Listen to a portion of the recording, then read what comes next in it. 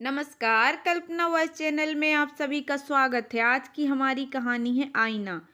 बेटा आशीष, मैंने पूरे जीवन की कमाई पूनम की पढ़ाई में लगा दी। मेरे पास दहेज में देने के लिए कुछ भी नहीं है।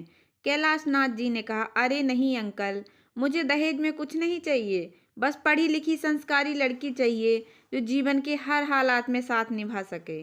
कैलाश नाथ जी को टोकते हुए आशीष ने कहना जारी रखा, पूनम ने तो अंग्रेजी में पीएचडी किया है, पर मैं बस बीएससी किया हूँ और सहायक केमिस्ट की नौकरी करता हूँ। संपत्ति के नाम पर मेरे पास फैक्ट्री से मिला फैक्ट्री का ये आवास है। आशीष बेटा, संपत्ति की कोई बात नहीं है। हम पूनम के लिए ऐसा लड़का देख रहे हैं जो ईमानदारी से दो रोटी कमा सके। और तो और बेटा, पूनम ने भी पीएचडी किया है। जरूरत पड़ने पर वह भी जॉब कर सकती है। कैलाश नाथ ने कहा। कैलाश नाथ को गंभीरता से सुनकर आशीष ने कहा, ठीक है, पर शादी के लिए पूनम की मर्जी भी पूछ लीजिएगा। क्या पीएचडी की हुई पूनम बीएससी पास लड़के के साथ शादी करना चाहेगी? उसे कोई हिचक तो नहीं होगी? जरूरत के वक्त शहर में पड़ी बड़ी पूनम गांव में मेरे साथ रह पाएगी। मेरी बेटी हर हालात में खुश रह सकती है, बशर्ते उसे प्यार और सम्मान देने वाला पति मिले। बेटा, तुम्हें दहेज नहीं, संस्कार युक्त जीवन साथी चाहिए। पर यदि तुम्हारे पिता दिनेश जी को कोई मांग हो तो पूछ के बता देना। यदि हमारे सामर्थ्य में रहा तो हम शादी की बात आगे बढ़ाएंगे। कैलाश नाथ ने लंबी सांस लेते हुए अपनी बात खत्म की। इतने पर आशीष ने हाथ जोड़कर कहा, अरे नहीं पिताजी, बड़े सिद्धांतवादी हैं। मैं उन्हें जानता हूँ, वह दहेज शब्द का नाम भी नहीं लेंगे।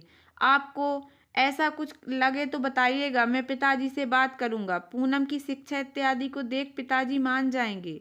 लेकिन समय निकालकर आप एक बार महेश चाचा, जिनके माध्यम से कैलाश नाथ और आशीष की पहचान हुई, के साथ बलिया जाकर मेरा पुश्तैनी गांव घर देख आइए और पिताजी से मुलाकात भी कर लीजिए। इतने में कैलाश नाथ ने कहा, हाँ बेटा, मैं भी सोच रहा कि इसी रविवार बेटे के साथ बलिया चला जाऊं और रिश्ता पक्का कराऊं। ठीक है अंकल, जैसा भी निर्णय हो आप महेश चाचा या मुझे बता दीजिएगा, आशीष ने जवाब दिया। ठीक है बेटा, अब हम चलते हैं, आगे फोन पर हमारी बात होती रहेगी। इतना कहते ही कैलाश जी अपने कार की तरफ चल पड़े। अगले बुधवार को आशीष को कैलाश नाथ जी का फोन आया। बेटा आशीष, मैं कैलाश नाथ बोल रहा हूँ, पूनम का पापा। जी अंकल नमस्ते, कहिए कैसे हैं आप और कैसा लगा आपको मेरा गांव घर? पिताजी से क्या बात हुई आपकी? उत्सुकता से आशीष ने पूछा। उधर से कैलाश नाथ ने कहा, बेटा तुमने जैसा बताया था वैसा पाया हमने सब कुछ। आपके पिताजी की भी काफी सज्जन व्यक्ति लगे और खूब आदर सत्कार किया उन्होंने हमारा।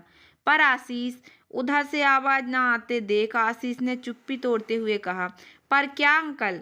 जो भी हो आप निसंकोच कहिए। कुछ नहीं बेटा, सब कुछ पसंद आया हमें, लेकिन पूनम के मामा को गांव वाला आपका घर सही नहीं लगा।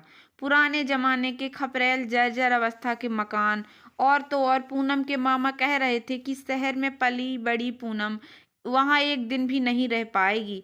कैलाश नाथ जी के इतना कहते ही आशीष बोल पड़ा, अंकल ये सब मैं पहले ही बता चुका था। फिर अब इन बातों को लेकर? हाँ बेटा, तुमने सब बताया था, पर पूनम के मामा को तुम्हारे गांव का मकान पसंद न होने के कारण हम रिश्ता नहीं कर सकते।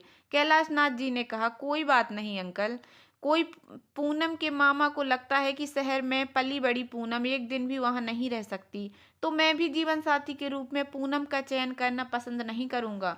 क्योंकि राजा के घर में पली बड़ी मैया सीता जरूरत आने पर अपने पति के साथ 14 साल वनवास में गुजार सकती हैं, पर पूनम जीवन संगिनी के रूप में मेरे नए मकान बनने तक साल की गिनी चुनी छुट्टियां मेरे साथ गांव के पुराने मकान में नहीं गुजार सकती।